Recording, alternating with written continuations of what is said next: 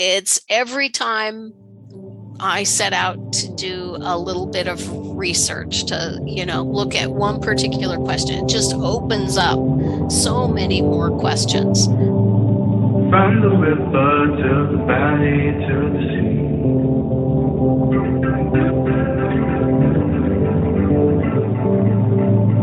All the places, all the people that you can meet. Welcome to the Mississippi Valley Traveler Podcast. I'm Dean Klinkenberg, and I've been exploring the deep history and rich culture of the people and places along America's greatest river, the Mississippi, since 2007. Join me as I go deep into the characters and places along the river and occasionally wander into other stories from the Midwest and other rivers. Read the episode show notes and get more information on the Mississippi at MississippiValleyTraveler.com. Let's get going. Welcome to episode 14 of the Mississippi Valley Traveler Podcast.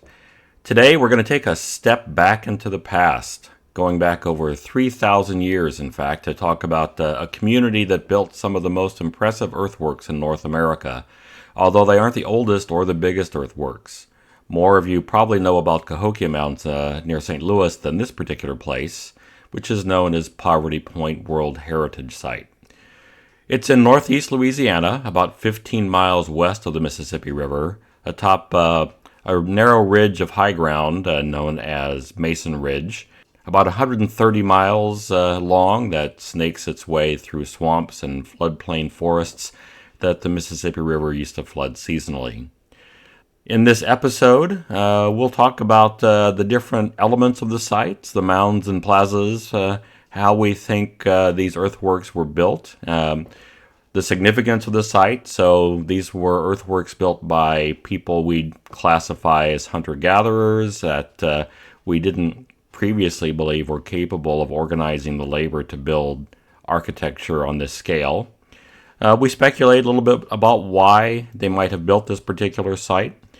It's a really entertaining conversation. Diana Greenlee is the station archaeologist at Poverty Point, and she very politely corrects many of my misunderstandings about the site. It's a good reminder that no matter how much I read, there is always more to read to fill out my understanding of these things. And she's very cautious with her interpretations, as a good scientist is.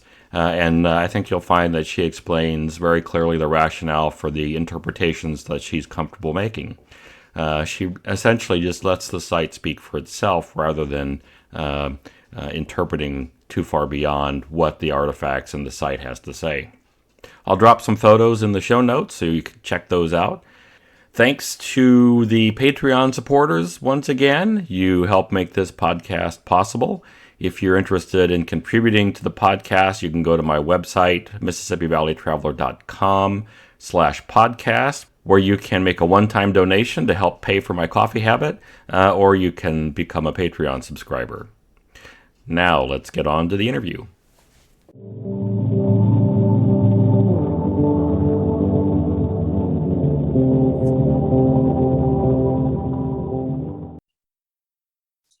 Dr. Diana Greenlee is a station archaeologist at Poverty Point World Heritage Site and adjunct professor of archaeology in the School of Sciences at the University of Louisiana at Monroe.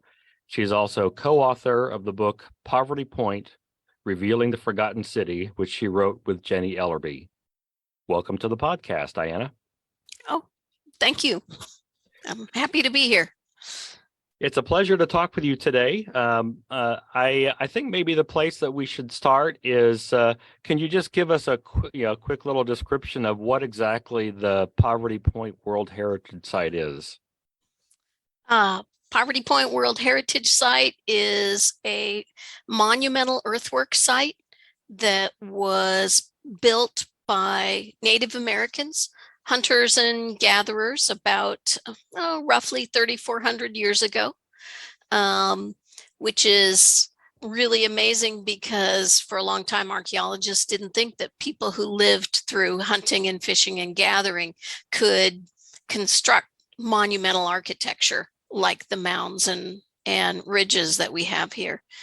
The other really amazing thing about Poverty Point is that many tons of stone were brought here to create their tools and ornaments because there's no naturally occurring stone at this location. So it's just an awesome site. So not everything was built all at once. And I think of all the features, Mound A is one of the more interesting one. If I've got the right mound, is it, if I remember right, it might be the second largest earthworks in North America? Yeah, that's right. By volume, it would be the second largest mound in North America, and some 1,800 to 2,000 years older than the largest one. So yeah, it's pretty cool. So what do we think we know about how that mound was built? Well, it appears to have been built in sort of three separate stages. The first being, so you have to envision the mound. Some people have called it the bird mound because it's kind of T-shaped. And so you would have this, what we would call the cone or the wings, was built first, followed rapidly or even at the same time by what would be the tail of the bird, what we would call the platform. And then at some point after that, a ramp that connects the two, because the platform is much lower than the cone or wings part. What's really interesting is that the dirt that was used to build that cone or wing is quite different from the dirt that was used to build the platform. So in the cone part, this first construction, the dirt is pretty homogeneous. I mean, it doesn't vary a whole lot. You can't, in the cores, can't identify different basket loads. It all looks like heavily weathered dirt that was piled up. When you look at the platform, you can identify individual basket loads, and those basket loads have dirt that would have come from different depths or different locations on the site in terms of the drainage. And so you have your dark topsoil, your A horizon material. You've got what we call an E horizon, which is a gray silty dirt that forms in areas where you have a depression where water sits for long periods of time, and it essentially washes the color out and washes the clays out, so it's very silty and gray. And then you have the B horizon, which is generally underneath that, which is kind of it's kind of a brown, sometimes going to sort of yellowish brown to a reddish brown. And so you look at a basket load and you just have lumps of these different colors. It's really quite pretty if you like your dirt, I guess. And who doesn't? Well, I have yet to find somebody who doesn't like dirt. So it sounds like they must have been excavating fairly deep then to get soil from that far down, using stone tools of some kind, or what do we think about that? Could have been stone tools, could have been digging sticks, or I know later time periods used scapula, deer scapula or whatever, bones. They wouldn't have had to go super deep. I mean, we're talking maybe 2 or 3 feet, something like that, to get that. One of the pretty amazing things is that Dr. Kidder and his colleagues did was to look for evidence of any pauses during the construction of this mound, because it's huge. It's 238,000 cubic meters of dirt, which is like, if you think of it in terms of basket loads, like 50-pound basket loads of dirt, it's like 15.5 million basket loads. This is a giant mound. Wow. And to get back to what I was saying, they could not find any evidence in their excavation or their cores to suggest that once they started, that they stopped until they were essentially done. And they couldn't find evidence for significant rainfall over that time period. And, the record at the time in Northeast Louisiana was probably, a month without a good rainfall. Now I think it's probably a little longer. But they, being sort of conservative, or I guess that's the way you look at it, they said, well, it must have been done in, let's say, 3 months time. So, or less. So 90 days or less for the construction of this mound it is quite remarkable. And I think I know the answer to this, but I'll ask, do we have a ballpark guess as to how many people it would take to build a mound of that size and volume in 90 days?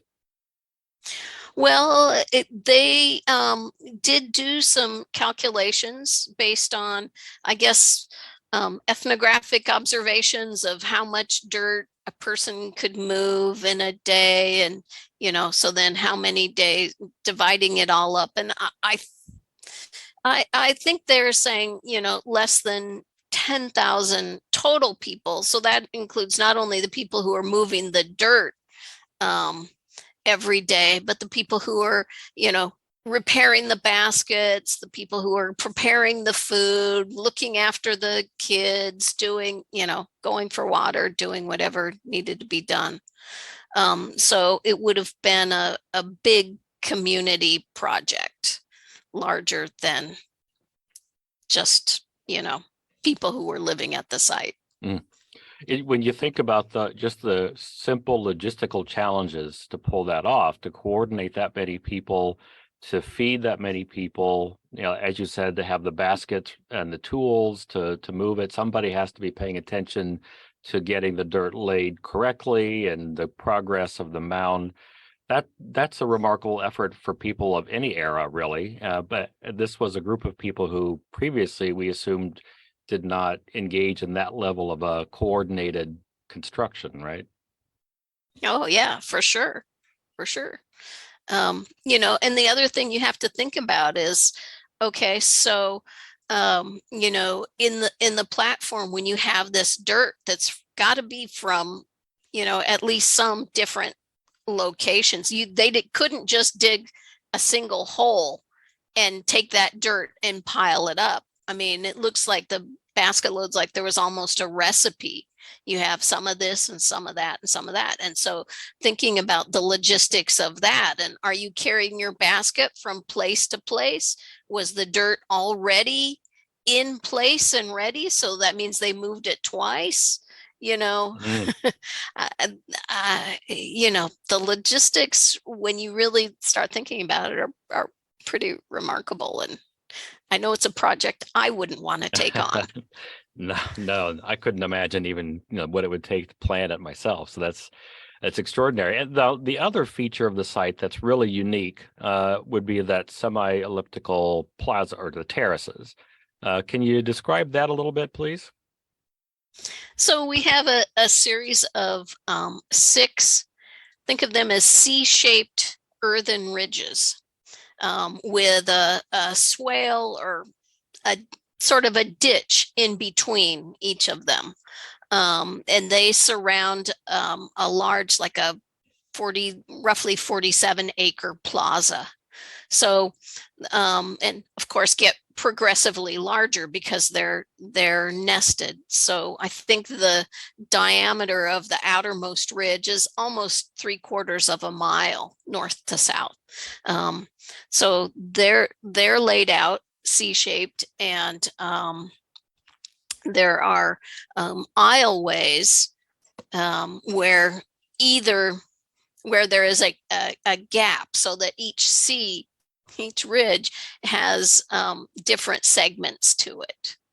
So there are 4 known aisleways that sort of cut through these from the plaza out beyond the ridges. And do we think they had housing along these elliptical terraces? So that is our assumption. That's where most of the artifacts are found. That's where we find the hearths and the earth ovens, the cooking features. There are plenty of post holes. We just have not yet identified structures on those. And it could be that, if they were on that uppermost surface, they would have been destroyed by farming.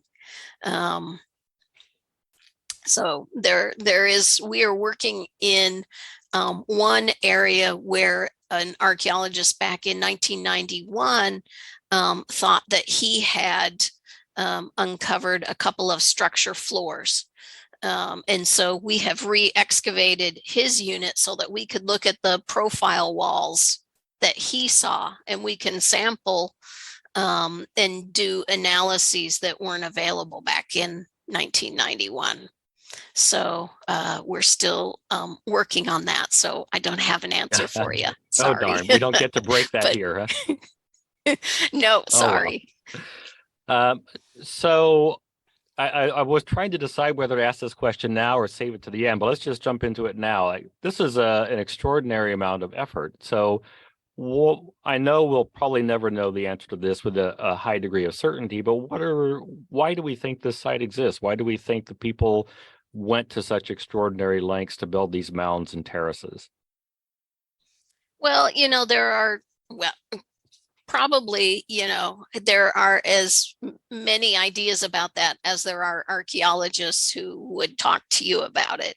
So, there are some who will say, it was a demonstration of the power and the resource availability of this group, and it was essentially signaling to people, their neighbors, hey, you should join with us. Don't, try to take us on, because look what we can do. For other archaeologists,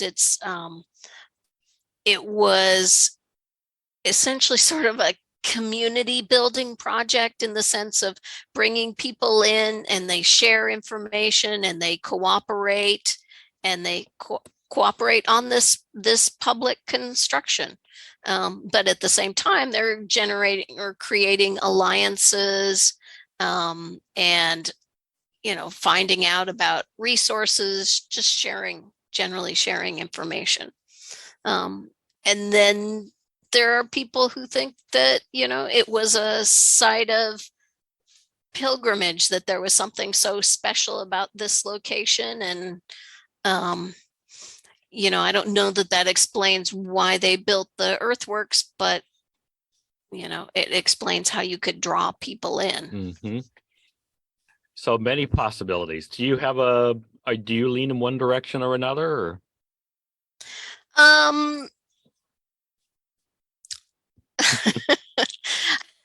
Well, I I used to lean more in sort of the competition and signaling camp, but I think that there is definitely, there are some points to be made by the cooperation and sharing of information. So yeah, I guess I haven't made up my mind yet. I'm waiting for more information. And I suppose some of those reasons are not necessarily mutually exclusive either. Oh, for sure. Yeah. So one of the things I was curious about is I did read in a couple of places, and again, I don't know how widely embraced this idea is, that there was a sense that this was a community that was fairly egalitarian, and there wasn't exactly like a central leader who was directing construction of this. Is that something that we know with some confidence? Was that just speculative?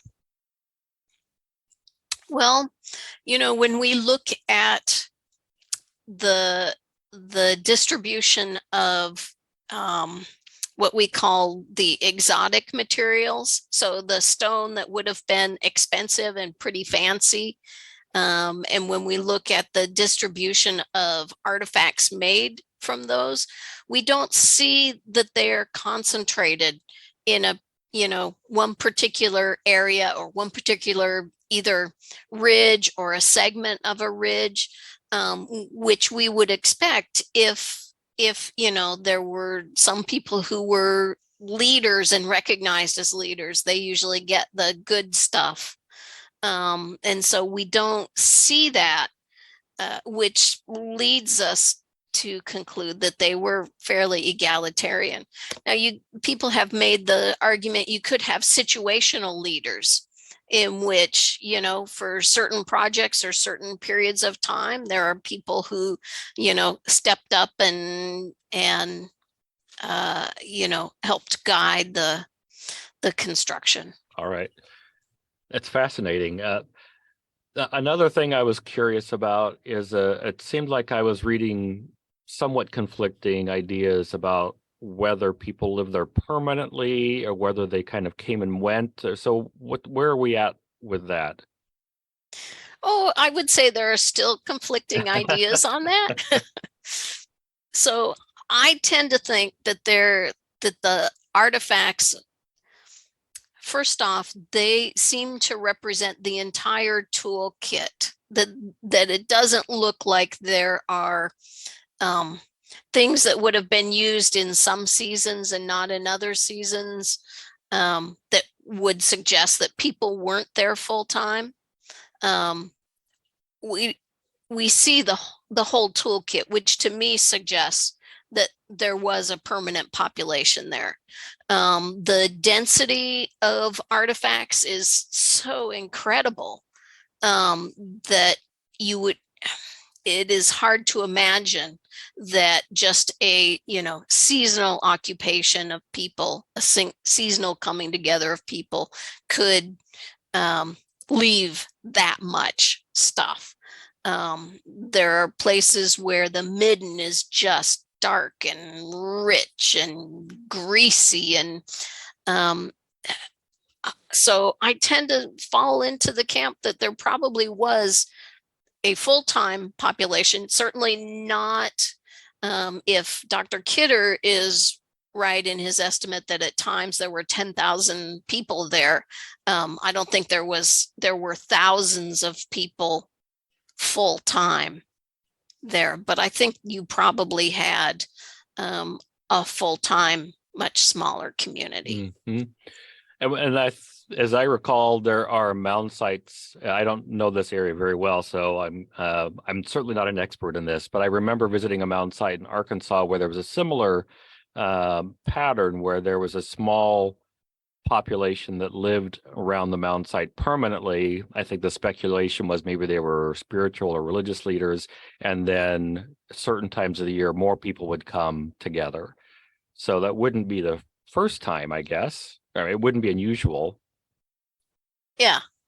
I mean, I don't think it's, I guess, for this time period, and what most people were doing, 3,500 years ago, it is perhaps a little unusual. Mm-hmm. But in the big scheme of things, not so much.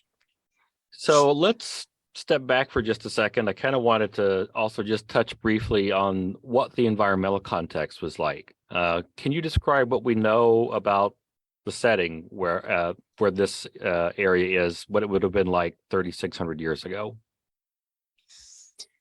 Okay, well, so Poverty Point is located on Mason Ridge, which is an elevated ridge that looks over the Mississippi floodplain. It's about 7 to 9 meters above the level of the floodplain. So, it's elevated out of flood zones, but it is right next to a really rich and diverse environment. Without the levees that we have created, there would have been back swamps and streams and bayous. It would have just been a very productive environment on the floodplain there, with easy access to water, relatively easy access to the river system, which would have been their highway system for transporting stuff. But would have been very rich in terms of the fish and the waterfowl and the turtles and frogs and the plants. But then you also had the ridge where they were, which would have been somewhat drier. So a lot of acorns and hickory nuts and pecans and all of that, deer, all these sort of more uplandy, although not true uplands, but at least a drier situation. And so this sort of ecotone setting is perfect, because a bad year for one thing is going to be a good year for something else. So it would have been pretty reliable and pretty productive. So when we when we describe hunters and gatherers, as I understand it, it's people that largely didn't have domesticated crops, and they foraged for food, for the most foraged and hunted. Is that a fairly reasonable explanation? Sure. I mean, they probably were fishing and hunting and collecting, nuts and tubers and berries and all that stuff. Yes. So if that is how you get your food, this sounds like a pretty terrific place to set down roots. You've got food all around you. Yeah. One of my colleagues used to describe the area as just being like a prehistoric grocery store. Yeah. And as if I remember right, they also developed some nets and weights to make fishing more efficient. Yeah, well, presumably so, yes. The weights that you're mentioning are the teardrop shaped weights we call plummets. And there is some controversy about how much those were, or how likely it was that they were net weights as opposed to being used for other things. These are made out of magnetite and hematite. A lot of them are just so smooth and beautifully shaped, which would have taken a lot of work. And so you're going to tie it onto a net and toss it out into the swamp. Yeah, I don't know. There have been archaeologists who have made are starting to build a case that these were actually weights used either on looms for making textiles, or and this is kind of the camp I'm in, is that I think they were used in making baskets. I've seen ethnographic drawings of people weaving baskets where they're using weights to hold their wefts or their wefts, I think. Yeah, I can't remember straight. So, and since they needed so many baskets for dirt moving and everything else, to me that makes a lot of sense. What were they making the baskets from? Do we think? River cane is one strong possibility. I suppose they could have been using cattail or other fibers there, but I think cane is the number one. Is our leading idea. Yeah. And there's certainly a lot of historical continuity with that. Our Native Americans for centuries were using that for baskets. Yes. Okay, so I know there's not going to be like a single clear answer to this, but I just want to have fun with this. If you were going to imagine what like a day in the life would be if you were living in this community 3,400 years ago, Do you have a sense for what that daily routine might look like? I mean, I suppose I imagine that, people sort of had their had their jobs, or, laid out the kinds of things that they would do, to probably depending on, what your skill set was. Um, we always, or for many years, and a lot of people still have this idea that hunting and gathering is a really sort of a struggle, and that they spent all their time in the search for food. Um, and we kind of know that that's really not the case. I mean, people knew their environment, so they knew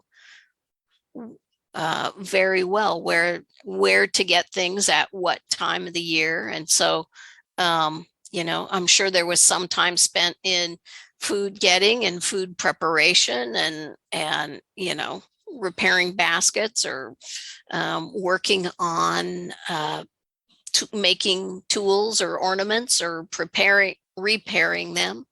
um, I'm sure it was a pretty diverse activity set that they were involved in. It wasn't the same drudgery all the time, but that's just my guess. Hmm.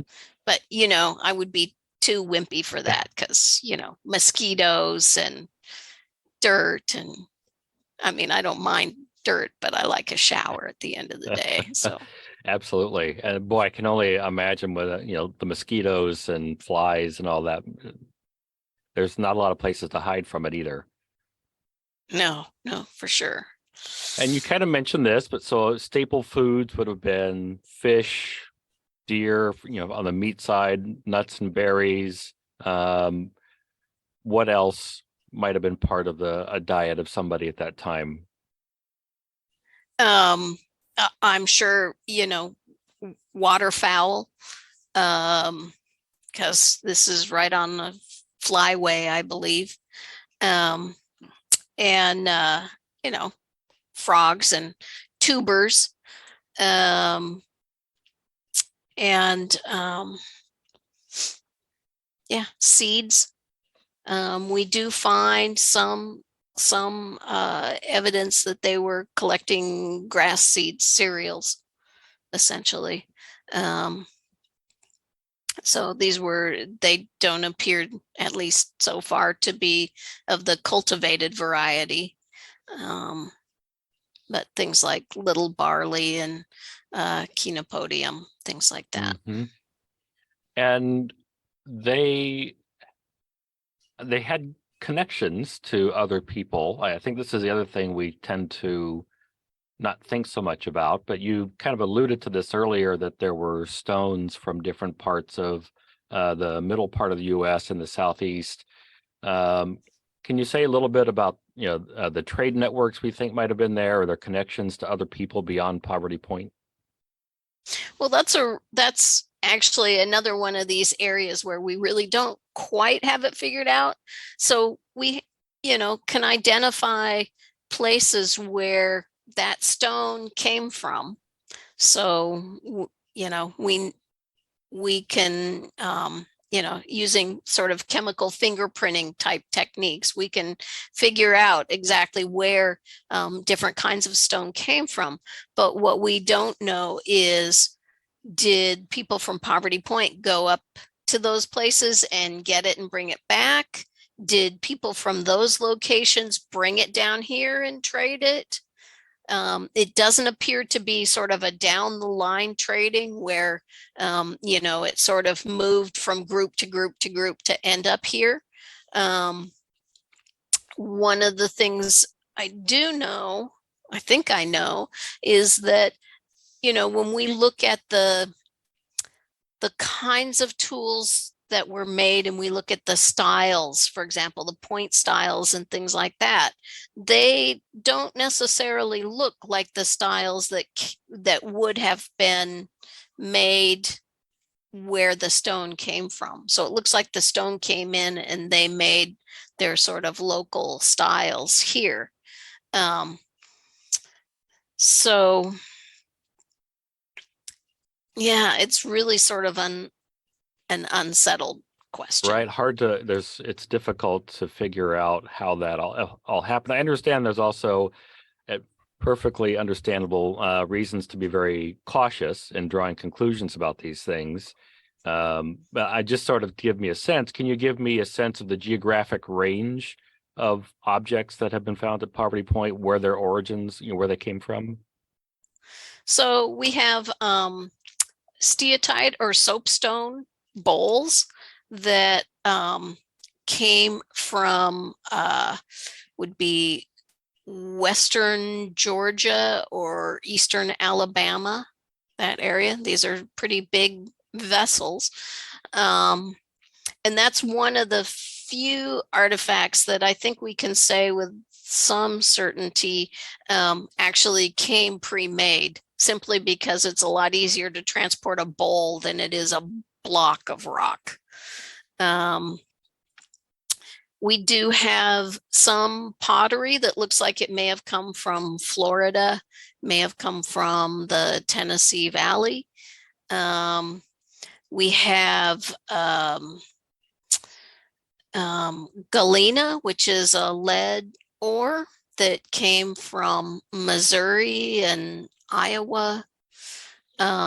We have hematite and magnetite and quartz crystal and novaculite, which is a very fine kind of chert that came from Arkansas.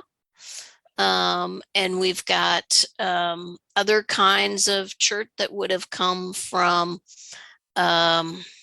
Tennessee, some potentially up as far as Illinois, maybe. So let's see, some quartzites from Mississippi. So they really got around the Mid-South, I would say. That's pretty far and wide for those objects. And I know it's sometimes hard for us to imagine this now with the way we've altered rivers so much, levied them, and we've dammed them up so much. We've changed some courses. But 3,600 years ago, you could get in a boat at what we call Poverty Point, and you could travel up to the Missouri Ozarks. You could travel to the Shawnee Hills in Illinois. You could travel far into the southeast just on water routes. Yes. And that probably was the main way to do it, because otherwise, trying to go overland, except for those few places where there probably were trails, it would be a bit of a chore.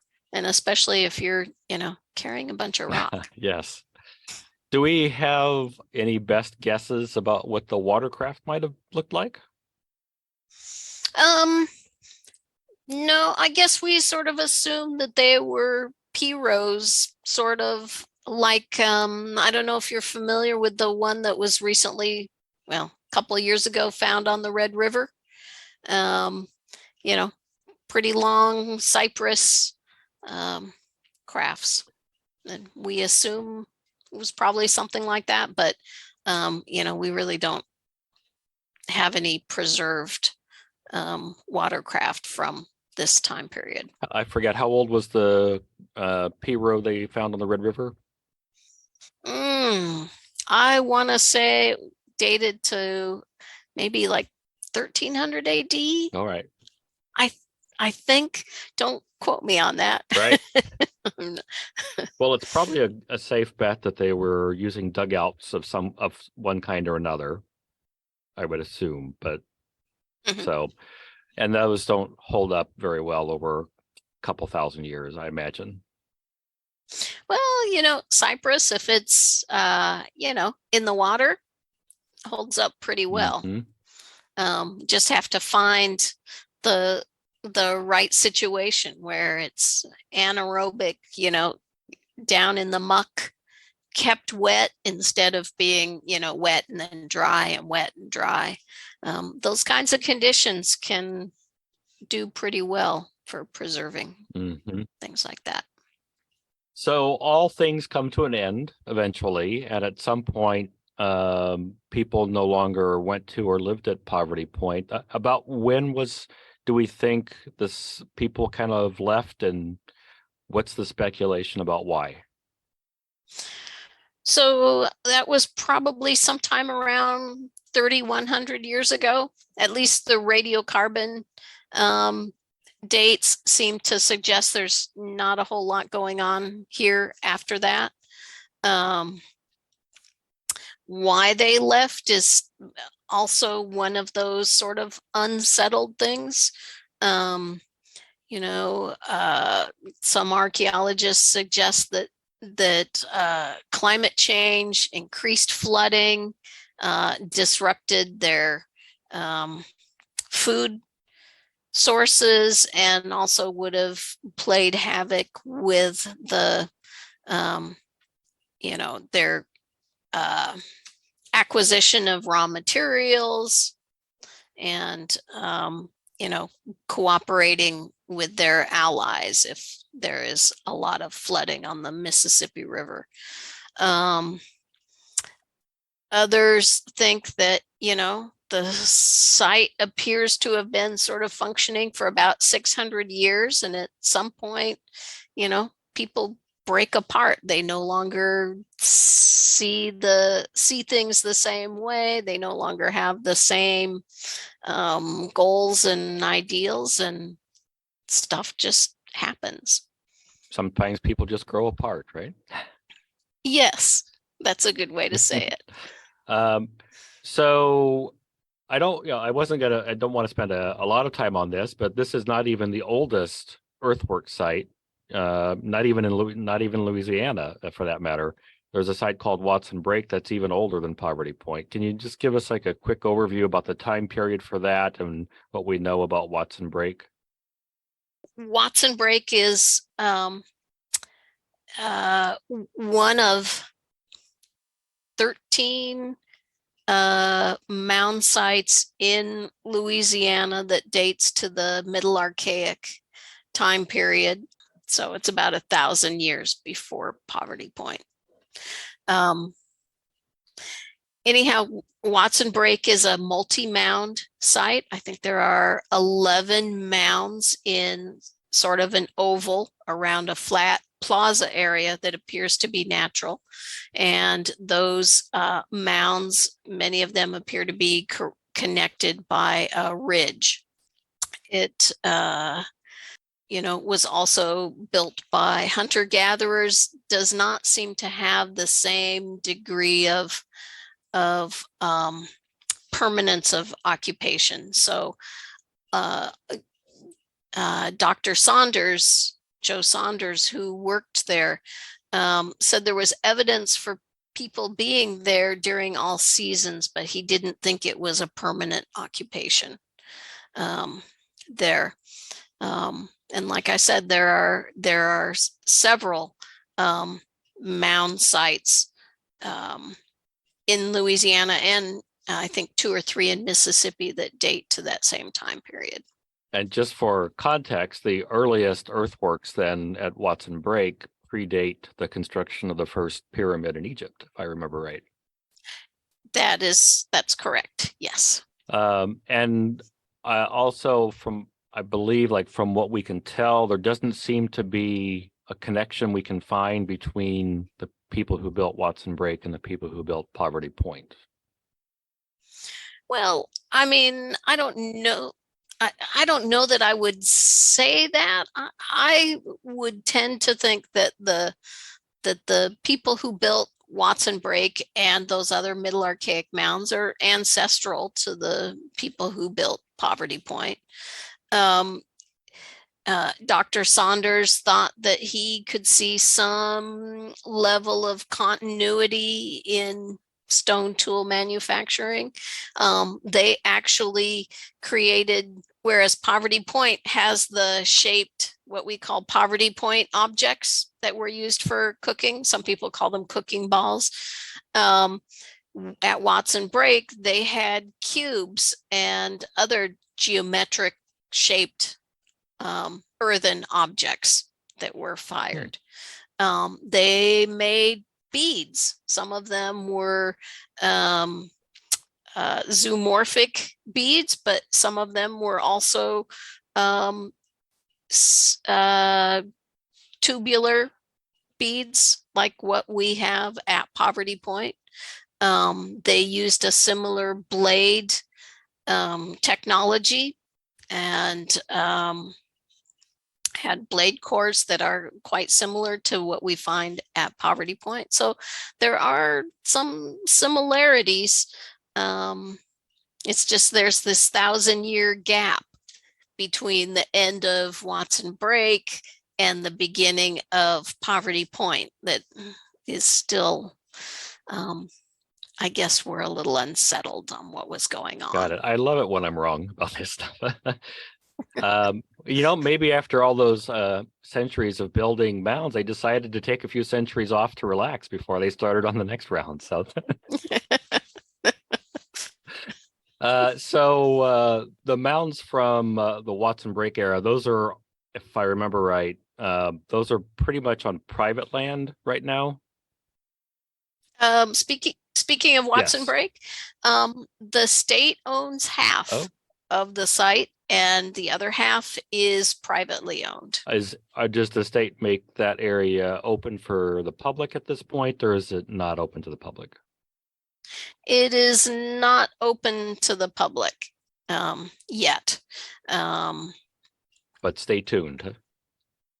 Yeah, at some point, I have hopes.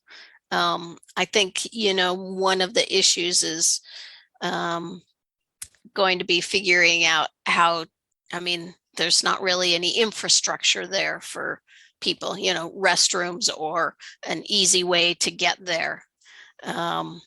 So there are things that have to be worked out. On the other hand, Poverty Point is a World Heritage Site and is open to the public probably just about every day of the year, except maybe on major holidays. Tell us,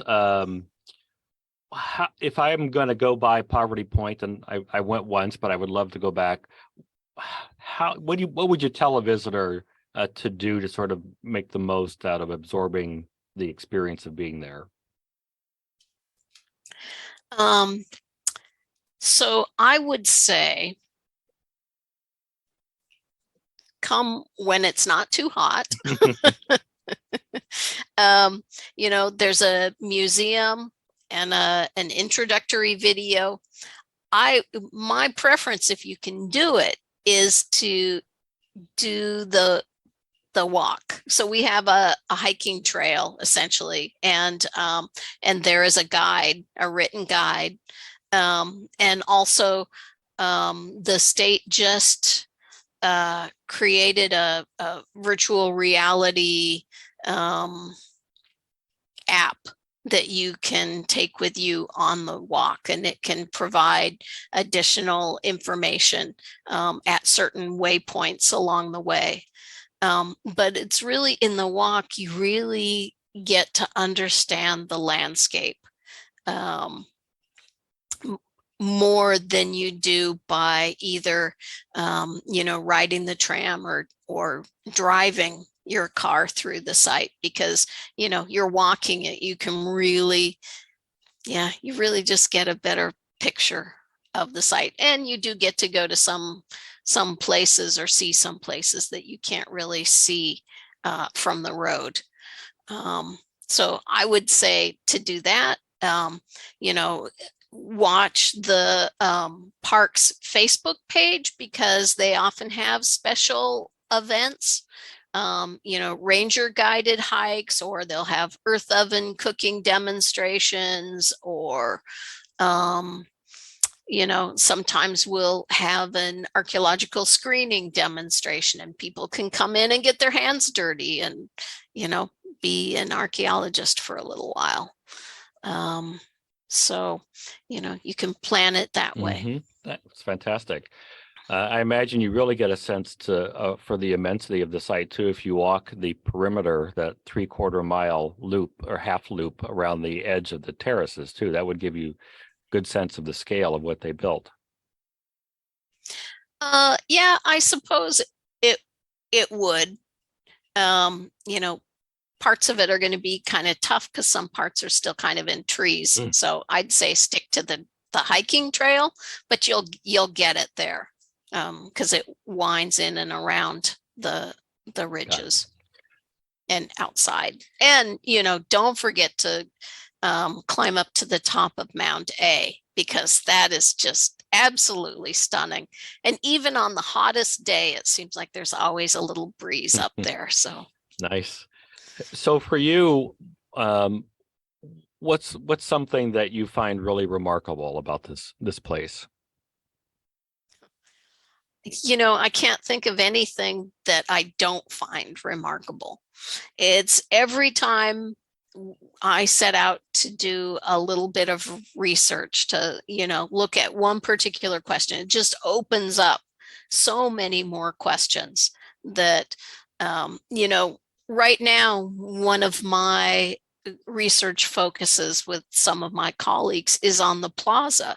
You look at that plaza, the interior of those C-shaped ridges, and it's flat and pretty unremarkable, but it's actually a constructed earthwork. So it's not just the natural ground there. It was actually, they stripped away a lot of the natural topsoil, upper levels of soil, and then they brought in fill and built it up. But buried underneath that fill, there also are a lot of features, and we have uncovered traces of I think it's 36 circles of big timber posts, cypress posts, that were set in the ground, and then they pulled those posts up and filled the holes, and then sometimes reset the posts right close to where they were before. Just a lot of rebuilding, and that in itself is a monumental effort. It's just almost hard to comprehend just how much work went into it, and you don't even really see it now anyhow. Mm-hmm. Right. It's I think one of the blessings, or one of the advantages of being an archaeologist, is you get those windows into the past in ways that the rest of us don't. Well, that's why we try to share a little peek through our windows, so people can also appreciate the kinds of things that we find out. Fantastic. So Poverty Point is a World Heritage Site, and it is operated by the state of Louisiana, correct? Yes. What would be the best way to keep up with what's going on in Poverty Point? You mentioned Facebook. Are there social media outlets that the site would have post regular updates to? I think probably the most regular updates are on the park's Facebook page. I'm not sure. They may also do Instagram. I'm not positive though. As the station archaeologist, so I work for ULM, so I'm not always in tune with everything that the park is doing, but I know on Facebook they do post when they're going to be offering something or when there's something going on. Well, fantastic. Thank you so much for taking the time to correct my misperceptions about the site and to share your knowledge about Poverty Point. This is one of those, I think, greatly underappreciated sites in North America, and I hope more people will stop by and spend some time learning about the site. Thanks for sharing the time with us. Oh, well, thank you. Had a great time. If you want to know more about the Mississippi River, check out my books. I write the Mississippi Valley Traveler guidebooks for people who want to get to know the Mississippi better. I also write the Frank Dodge Mystery Series that is set in places along the Mississippi. My newest book, Mississippi River Mayhem, details some of the disasters and tragedies that have happened along Old Man River. Find any of them wherever books are sold.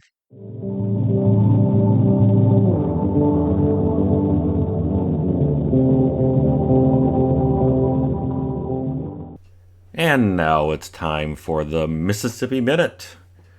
In August 1926, a survey of the 37 miles of the Mississippi River from St. Paul to Hastings found just one living fish. Meatpacking plants and other industries had been dumping raw waste into the Mississippi for years, rendering it uninhabitable for almost everything. Ferry operators sometimes had to dodge decaying animal carcasses thrown into the river from those meatpacking plants. In 1926, Albert Tousley passed through this area in a canoe as part of his trip down the length of the river. He wrote, "We reached South St. Paul and scurried past. Neither the Swift nor the armor packing plants were running, but the shore near the plants was lined with blood and refuse. The great problem of engineers of tomorrow is not building bridges or dams, but sanitary engineering, prevention of pollution of our inland waterways.